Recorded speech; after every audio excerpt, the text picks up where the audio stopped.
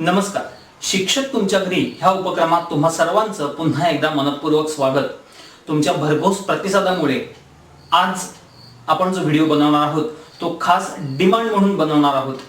तर आजचा विषय हा तुमच्या डिमांडमुळे, मला आलेल्या खूप प्रतिक्रियांमुळे आणि मला सांगण्यात आलं की ह्या विषयावर आम्हाला कुठेही मिळत नाहीये, तर ह्या विषयावर आपण व्हिडिओ बनवू शकाल का? तर त्यामुळे आपण हा व्हिडिओ बनवत आहोत. आजचा आपला विषय आहे युजफुल अँड हार्मफुल मायक्रोब्स, अर्थात उपयोगी आणि उपद्रवी सूक्ष्मजीव. मायक्रो ऑर्गॅनिझम्स अर्थात सूक्ष्मजीव. They are very tiny organisms. अत्यंत लहान असतात, म्हणजेच सूक्ष्म असतात. Can not be seen bye naked eyes. आपण त्यांना उघड्या डोळ्यांनी बघू शकत नाही किंवा उघड्या डोळ्यांना ते दिसत नाहीत. Need microscope to see them. त्यांना बघण्यासाठी सूक्ष्मदर्शक वापरावा लागतो. Present everywhere or omnipresent. त्यांना मराठीमध्ये सर्वव्यापी, थोडक्यात सर्व ठिकाणी त्यांचा आढळ असतो. उदाहरणार्थ हवा, पाणी, जमीन किंवा कुठल्याही वस्तूवर किंवा कुठल्याही प्राण्यांमध्ये ते आढळू शकतात. Some are helpful while some are harmful. काही उपयोगी आहेत तसेच काही उपद्रवीही आहेत. Useful and harmful microbes. आपण बघणार आहोत कोणते कोणते युजफुल आहेत आणि कोणते कोणते हार्मफुल आहेत.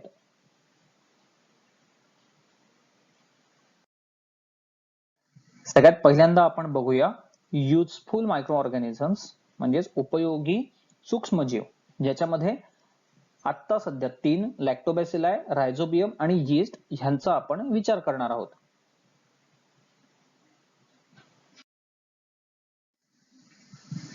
पहिले जे आहेत लॅक्टोबॅसिलाई, तर त्यांचा उपयोग कुठे कुठे होतो? तर साधारणतः कर्ड म्हणजेच दही बनवताना लॅक्टोबॅसिलाचा उपयोग होतो, कारण ते लॅक्टिक ऍसिड मध्ये त्यांचं कन्व्हर्जन करतात. लॅक्टोज शुगर जी असते दुधामध्ये, ती लॅक्टोबॅसिलाई लॅक्टिक ऍसिड मध्ये कन्व्हर्ट करतात आणि त्याच्यापासून दही तयार होतं. योगर्ट हा पण एक दह्याचाच प्रकार आहे. बटर मिल्क ताक बनवण्यापूर्वी. चीज बनवण्यासाठी सुद्धा लॅक्टोबॅसिलाच्या काही स्पेसीसचा उपयोग केला जातो. पिकल्स वेगवेगळ्या लोणच्यांमध्ये किंवा लोणची बनवण्यासाठी सुद्धा यांचा उपयोग केला जातो. फॉडर अर्थात जनावरांसाठी बनवणार आंबूण, त्याच्यासाठी सुद्धा लॅक्टोबॅसिला या जीवाणूचा उपयोग केला जातो. मेडिसिन्स, काही औषधांमध्ये किंवा औषधे बनवण्यासाठी लॅक्टोबॅसिला वापरतात.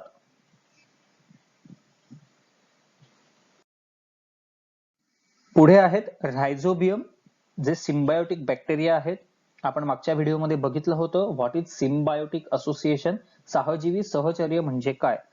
तर रायझोबियम हे काय करतात? तर साधारणतः हवेमधले नायट्रोजन जो आहे तो नायट्राइट आणि अमिनो ऍसिडच्या स्वरूपात पृथ्वीवरच्या झाडांना मातीमध्ये उपलब्ध करून देतात आणि त्या बदल्यात त्यांना प्लांट्स कडून सपोर्ट, म्हणजे ह्या प्लांट्सच्या रूट्स मध्ये नोड्यूल्स तयार होतात आणि त्यांच्यामध्ये यांना सपोर्ट म्हणजेच राहायला मिळतं आणि या प्लांट्स कडनं त्यांना फूड सुद्धा मिळतं. So it is a clear case of give and take. That's how it is called symbiotic association. Next is yeast अर्थात किण्व. आपण बऱ्याचदा बेकरी प्रॉडक्ट्स मध्ये याचा उपयोग करतो. इंडस्ट्रियल लेवलला किंवा औद्योगिक क्षेत्रामध्ये शुगर फर्मेंटेशन म्हणजे साखर बनवण्यासाठी किण्वन प्रक्रियेचा वापर केला जातो. त्यावेळेला यीस्ट वापरलं जातं. या साखरेपासून इथेनॉल तयार केलं जातं. हा अल्कोहोलचा एक प्रकार आहे. या इथेनॉलचे काही प्रॉडक्ट्स आहेत, that is spirit, इस्टर्स and other alcohols, ज्याच्यामध्ये फ्युएल अर्थात इंधनही बनवता येतं.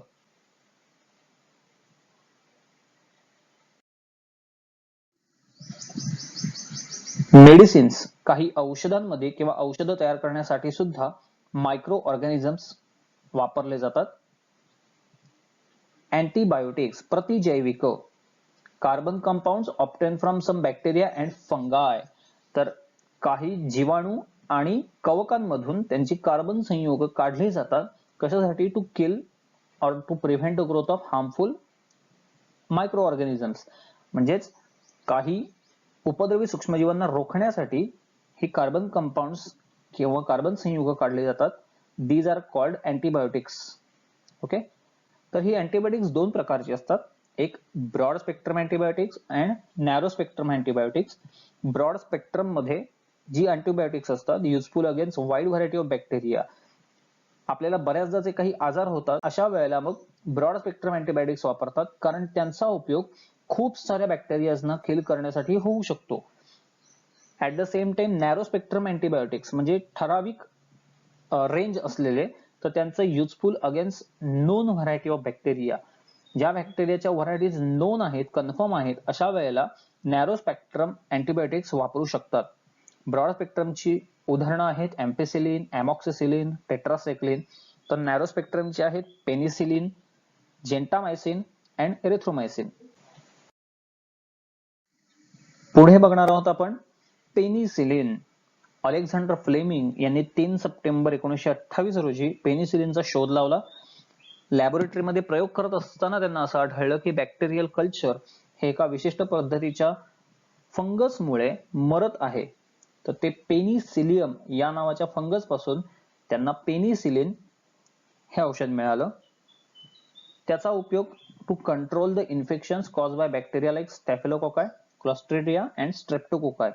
थोडक्यात या जीवाणूंपासून होणाऱ्या आजारांचं कंट्रोल करण्यासाठी.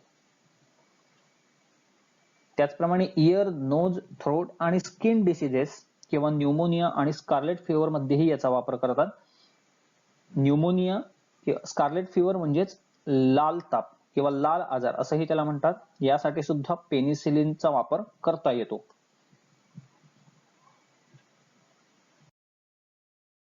पुढचे आहेत हार्मफुल बॅक्टेरिया किंवा हार्मफुल मायक्रो ऑर्गॅनिझम्स, ज्याच्यामध्ये आपण बॅक्टेरिया, फंगस आणि व्हायरस असे तिघही बघणार आहोत. पहिलं आहे ते Clostridium. These are the bacteria. Spoil cook food.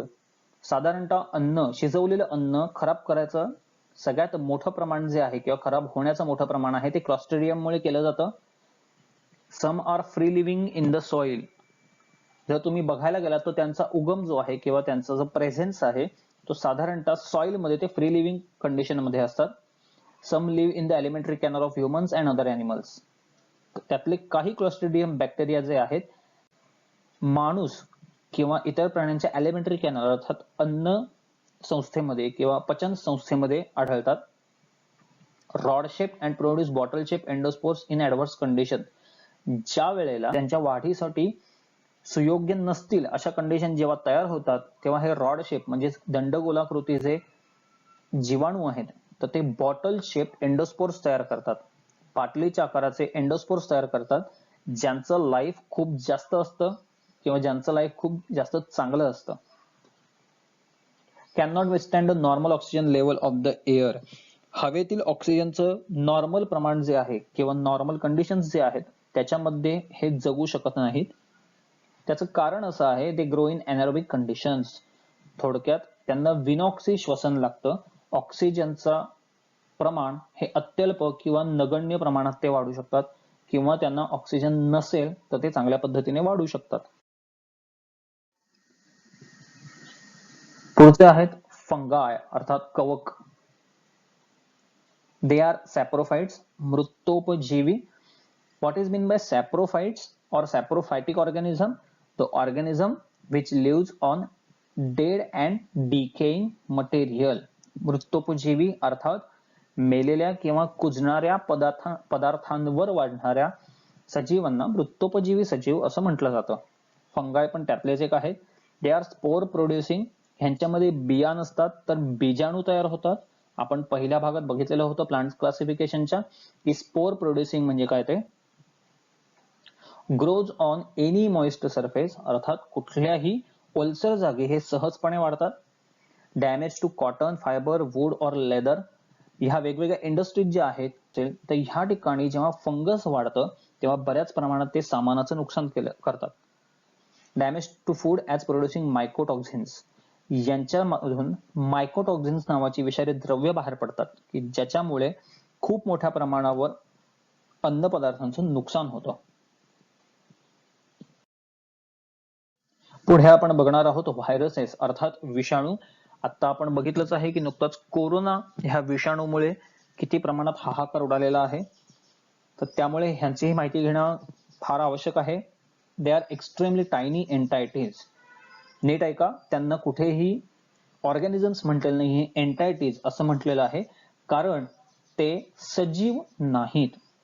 ते जेव्हा फ्री लिव्हिंग स्टेजमध्ये असतात किंवा स्वतंत्रपणे असतात त्यावेळेला ते कुठल्याही प्रकारे सजीवांचा कुठलाही क्रिया ह्या दाखवत नाहीत.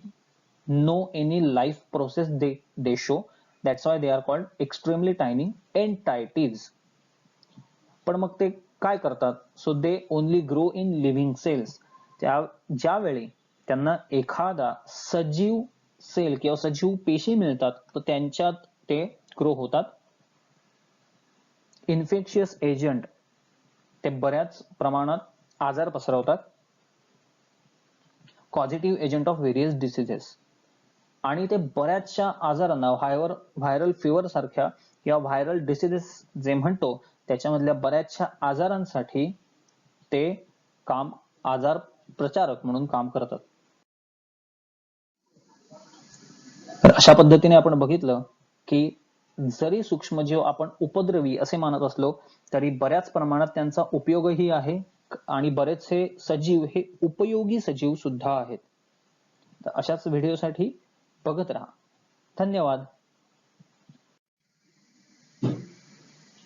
तर मित्रांनो, तुम्हाला मागच्या वेळेला विचारलेला प्रश्न होता, do you know any plant which produces seed outside their fruit? तुम्हाला फळाच्या बाहेर बिया तयार होणाऱ्या झाडाचं उदाहरण माहित आहे का? त्याचं उत्तर असं आहे कॅशू अर्थात काजू आणि ॲनाकार्डियम म्हणजेच बिब्बा. तर यावेळेचा तुमचा प्रश्न असा आहे, do you know any fermented product we use regularly in our kitchen? तुम्हाला घरात किण्वन प्रक्रियेने तयार केले जाणारे आणि नेहमी वापरले जाणारे पदार्थ माहित आहेत का? तुमचं उत्तर कमेंट मध्ये लिहायला विसरू नका. तर मग मित्रांनो, हा व्हिडिओ तुम्हाला कसा वाटला ते नक्की कळवा. लाईक करा, सबस्क्राईब करा आणि तुमच्या कमेंट्स जरूर जरूर जरूर लिहा की हा व्हिडिओ कसा वाटलाय. आणि पुन्हा एकदा तेच की तुम्हाला वाटत असेल की हा व्हिडिओ आपल्या जास्तीत जास्त विद्यार्थ्यांनी आपल्या मित्रांनी बघावा तर नक्की नक्की नक्की शेअर करा. धन्यवाद.